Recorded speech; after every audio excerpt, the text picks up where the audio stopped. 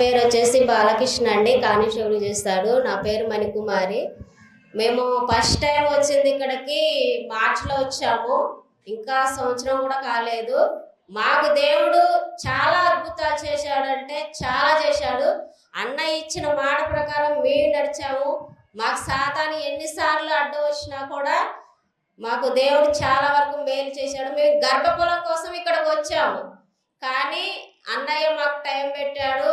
మీకు 6 నెలల అని చెప్పేశాడు అన్నాడు.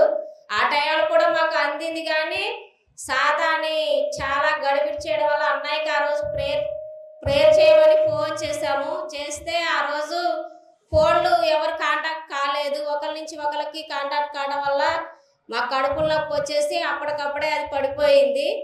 దాని వల్ల అన్నయ్యకి ఫోన్ చేస్తే మళ్ళీ మాకు ఏం కాదురా, మీరు ముందు రోజుల్లో కూడా అద్భుతాలు పొందుతారని చెప్పిండు. అలాగే మాకు అద్భుతాలు చాలా వరకు ఇప్పటి వరకు జరిగినాయి. నా పెళ్ళయి 5 సంవత్సరాలు. 5 సంవత్సరాల నుంచి కూడా నేను చాలా కష్టాలు పడ్డాను. అంత ఇంత కష్టాలు కాదు, చాలా ఇబ్బందులు పడ్డాను. నేను ఫస్ట్ నుంచి కూడా క్రిస్టియన్స్. మా సార్ వాళ్ళు అయితే మాత్రం హిందువులు. వాళ్ళు హిందువులు అయ్యడం వల్ల నేను చాలా ఇబ్బందులు పడ్డాను. నేను ప్రేయర్ చేసుకుంటున్నా కూడా తలుపు తీసి చాలా ఇదిగా నన్ను దిబ్బలు పెట్టేవాళ్ళు. అయినా కూడా నేను దేనికి లొంగలేదు. అందువల్ల ఇక్కడికి వచ్చినాక మేము గర్భఫలం కోసం వచ్చినాక నా భర్త కూడా చాలా వరకు మారిపోయాడు. మారినాక మధ్యలో సాతాను చాలా గడిబిడి చేసినాక కూడా మాకు 1.5 సంవత్సరం జీతం రాలేదు.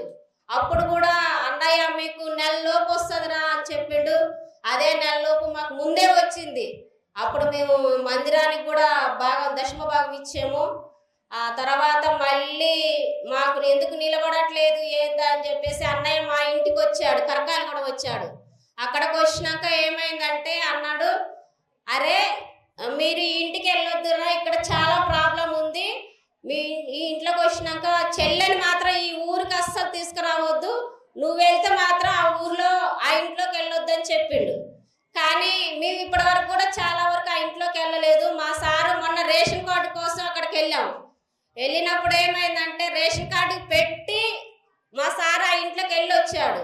రేషన్ కార్డు పెట్టి ఇంట్లోకి వచ్చేసరికి మావిలగూడెం దగ్గర మాకు యాక్సిడెంట్ అయింది. అది బర్రె అడ్డం వచ్చి మాకు తలగడంతో నేను మోరీలో పడి అది బతుకుతానన్న ఆశ కూడా నాకు లేదు. ఆ రోజు అప్పటికి నేను అన్నయ్యకి ఫోన్ చేయని చెప్పాను. చేసిండు. కానీ సల్మాన్ అన్నయ్యక మాకు సిగ్నల్ ప్రాబ్లం అయిపోయింది. అన్నయ్య ఆడికి వద్దన్నాడంట. కానీ మాకు సిగ్నల్ ప్రాబ్లం అయ్యి అది మాకు వినిపించలేదు. వినిపించబడంతో మేము అక్కడికి పోయి రావడం వల్ల మీ సచ్చేదాన్ని బతికినా.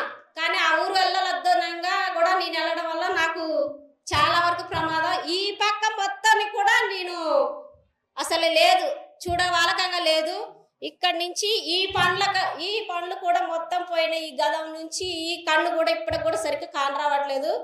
కానీ మా సార్కి మాత్రం ఏం కాలేదు. ఎందుకంటే ఆ ఊరు పోవద్దని చెప్పింది అన్నయ్య.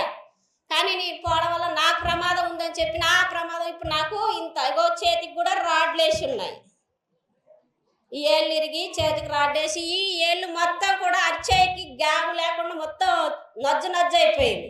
ఆ రోజు 3వ రోజు కూడా అన్నయ్యకి మళ్ళీ ప్రేయర్ చేయించుకుందామని ఫోన్ చేస్తే నేను చెప్పాను కదరా మీరు ఆ ఊరు వెళ్ళొద్దానంటే, లేదనే మాకు నేను మళ్ళీ తర్వాత ఫోన్ చేస్తే మాకు ఇది ఇట్లా అనిపించింది అని చెప్పేసి అని అంటే అన్నయ్య అన్నాడు, ఏం కాదులేరా ఇప్పటికైనా నిన్ను దేవుడు బతికిచ్చిండని చెప్పిండు. అంటే ఆ రోజు మాకు అన్నయ్య మళ్ళీ ప్రార్థన చేసి మా కాడికి వస్తానన్నాడు. కాకపోతే అన్నయ్యకి టైం కుదరక మా దగ్గరకు రాలేదు. కానీ మాకు ఎప్పుడైనా అన్నయ్య పోవద్దు అన్న కాడికి మేము ఎప్పుడూ పోలేదు. ఒకసారి కూడా మా మ్యారేజ్ డే ఉందని చెప్పేసి అన్నయ్య మీకు ప్రమాదం ముంచుకొస్తుందిరా, మీరు ఎక్కడి నుంచి కూడా ఏం తెచ్చుకోవద్దు, బయటకు వెళ్ళొద్దు, ఏం కూడా ఇంట్లోకి తెచ్చుకోవద్దు అని చెప్పిండు. మేము అప్పుడు కూడా బయటకు వెళ్ళలే, ఏం తెచ్చుకోలేదు. మాకు అప్పుడు అన్నయ్య రక్షణే మాకు ఉంది. మాకు ఇప్పటికైనా కూడా ఇది ప్రమాదం వస్తుందంటే మేము వేడిపోగానే సాతాను ఆ రోజు ఏం చేసిన గలిబిడి చేసిన వల్ల మాకు సిగ్నల్ లేకపోవడం వల్ల మాకు ఈ ప్రమాదం ముంచుకొచ్చింది. ఈ చిన్న వాక్యం దేవుడు దీవించును గాక. హల్లెలూయా. నా సహోదరుడు ఉద్యోగం కోల్పోయి 1.5 సంవత్సరం శాలరీ రాకుండా పోయే స్థితి. మొట్టమొదటిసారి మందిరంకి వస్తే ఇన్ని రోజుల్లో 1.5 సంవత్సరంలో జరగంది 9 రోజుల్లో జరుగుతుందంటే 9 రోజుల్లో జరిగి ఈ రోజు తను మళ్ళీ జాబ్లో ఉన్నాడు. అవునా? దీవెనకరంగా ఉండాలంటే దీవెనకరంగా, ఆశీర్వాదకరంగా ఈ సంవత్సరం సంతానం విషయం వస్తే సంతానం ఆగింది. అన్ని కార్యాలు చేసేటప్పుడు అపవాది మాత్రము చూస్తుందా లేదా? నువ్వు నన్ను దాటిపోతావా? వాళ్ళ కుటుంబంలో ఏమి తెలుసా? వాళ్ళ పెద్దనే చనిపోయాడు, వాళ్ళ సిస్టర్ చనిపోయింది, వెంటనే అమ్మ. అవునా?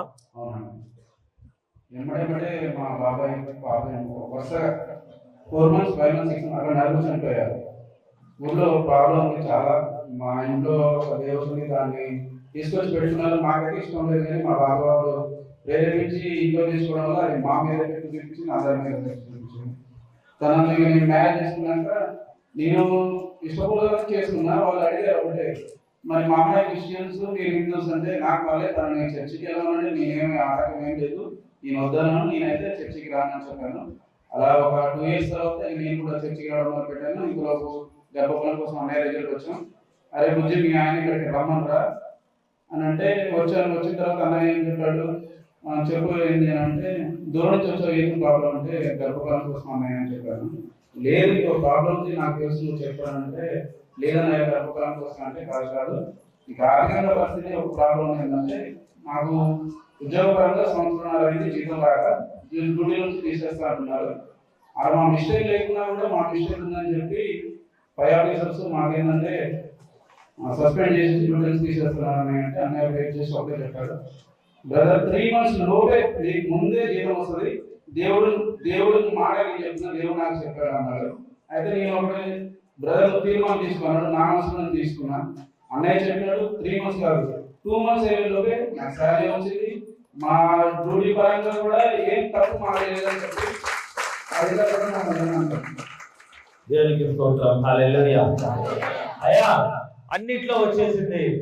దేవుడు మేలు పరంగా వీళ్ళిద్దరిని కూడా బలపరిచి నిలబడుతున్నాడు, ప్రార్థనలో నిలబెడుతున్నాడు. మనిషిని పడేయడం చేతగాట్లే, ఇంకా ఎందులో లోకంలో పడేయడము ప్రమాదం చేసి వీళ్ళ ప్రాణాలు తీయడానికి ట్రై చేసింది. మనుషులు పడేయడం మీ అందరికీ అర్థం కావచ్చు. ఆడుకుంటా ఉంటారు మీరు ఎప్పుడైనా. పాము గరిచేది ఎంతమంది కనబడి గరుస్తుంది? మీరు ఎవరైనా చెప్పండి, ఇంతవరకు పాము కరవడం విన్నారు కదా? ఎంతమందికి కళ్ళ ముందుకి ఎదురుగా వచ్చి కాటేసిపోద్ది పాము? కుదురుద్దా? మరి సైతాను మాత్రము ఊరికే నీ ఎదురుగా వచ్చి డ్యాన్స్ చేసి వచ్చి కాటేస్తుంది అనుకుంటున్నావా? సమయం కోసం ఎదురు చూస్తుంటది. ఆ సమయాన్ని తప్పించడానికి కోసమే ఈ ప్రార్థనలు అర్థమవుతుంది. ఆ సమయాన్ని కాపాడుకోవడం కోసము, తప్పించడం కోసమే దేవుడు ప్రార్థన. నా సహోదరి విషయంలో ముందుగా 3 నెలల ముందే ఈ ఊరు మాత్రము తొక్కొద్దు గుమ్మం, జాగ్రత్త అని చెప్పినాం. ఆ రోజు ఫోన్ చేసినప్పుడు కూడా మధ్యలో సేవకుడు అడిగాడు, అన్న వాళ్ళు ఆ ఊరు వెళ్తున్నా అంటే ఒక్కటే అడిగినా నేను, తను వెళ్ళినా పర్లేదు కానీ చెల్లెని మాత్రం తీసుకెళ్ళొద్దని చెప్పినాడు. అవునా? తను వెళ్ళినా ఏం కాదు, తప్పదంటే తను వెళ్ళినా మనం గవర్నమెంట్ పని కాబట్టి. ఈ అమ్మాయిని మాత్రం వెళ్ళొద్దు అని చెప్తే ఆ విషయము వాళ్ళు చిన్న వినలేకపోతే సిగ్నల్ ప్రాబ్లం వచ్చింది. అన్నయ్య నేను వెళ్ళినా పర్లేదు అనేది కాకుండా సగంలో వెళ్ళడానికి ప్రయత్నం చేసిన తర్వాత ఇగో తన ఒక్కదానికి ఎంత పెద్ద ప్రమాదం జరిగింది తెలుసా? మీరు చూస్తే నమ్మరు. ఇదంతా కూడా జరిగిన నెల అవుతుంది. ఒకవేళ తన ప్రాణానికి ఏమైనా జరిగి ఉంటే అపవాదం చేసినట్టుగా. సేవకుడు చెప్తా ఉన్నాడు, అయ్యా అమావాస్య ఆరాధన జాగ్రత్తగా ఉండండి, ప్రార్థన చేసుకోండి. మీ అందరూ కూడా నేను ఒక మాట చెప్తాను మీ అందరికీ, ఎంతమందికి అర్థమైందో నాకు తెలియదు కానీ బీపీ షుగర్ ఉన్న వాళ్ళు ఒకసారి చేతులు ఎత్తండి. బీపీ షుగర్ గట్టిగా ఎత్తండి చేతులు. మీరు ఎందుకు టాబ్లెట్ డైలీ వేసుకోవాలి? వేసుకుంటారా లేదా? నోటితో చెప్పండి, వినపడరా?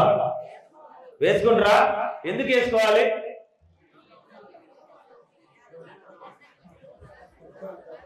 మీ అందరూ కూడా సైతాన్ అనే బీపీ షుగరు ఆపద ప్రమాదము ఎంటబడుతూ ఈ మందిరానికి వచ్చిన వాళ్ళే. మరి ప్రార్థన అనే టాబ్లెట్ వేసుకోండి అంటే మధ్య మధ్యలో ఎగ్గొడతా ఉంటే ఇబ్బంది అవుతుందా? అవదా? అయిద్దా? అవుతుంది. కూర్చోండి. నేను అదే మీకు నేర్పిద్దాం అనుకుంటున్నా. ప్రార్థనని మాత్రము ఎందుకు మీరు సిన్సియర్గా చేయలేకపోతున్నారు? ఆరాధన క్రమాన్ని ఎందుకు సిన్సియర్గా చేయకూడదు? మీరేమన్నా ప్రశాంతంగా బతుకుతున్న జీవితాలా?